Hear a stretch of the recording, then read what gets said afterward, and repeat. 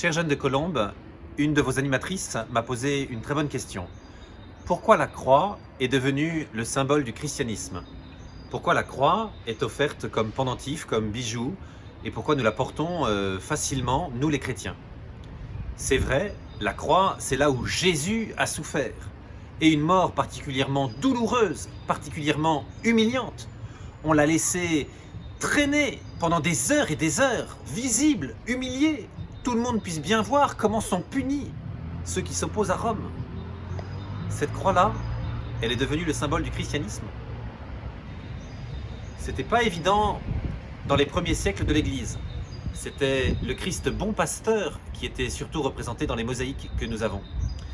Autour de nous, il y a une chrétienne célèbre qui a dit « Moi, je ne porte pas de croix, je porte un agneau qui symbolise la douceur, la tendresse, l'amour, parce que Jésus était amour pour nous. » Je voudrais cependant méditer sur quelque chose de très fort. Quand on aime, on est capable de souffrir pour quelqu'un. On ne cherche pas la souffrance, on ne veut pas être martyr, on ne veut pas être victime, mais on est capable de surmonter un obstacle et de surmonter quelque chose de difficile.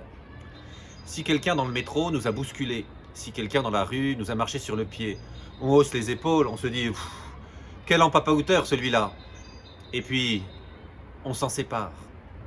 En revanche, si c'est un ami, si c'est quelqu'un auquel nous tenons, nous osons faire l'effort douloureux de dire « Est-ce qu'on peut en reparler? Est-ce qu'on peut se demander pardon mutuellement ?» Ça coûte, c'est douloureux, c'est difficile de demander pardon. Mais c'est là où on voit les vraies amitiés, le vrai amour. Ça, nous le voyons en tout petit. Et en très grand, être capable de souffrir pour ce qu'on aime, c'est ce que Jésus a fait. Et c'est pour ça que la croix est devenue le symbole des chrétiens. Amen.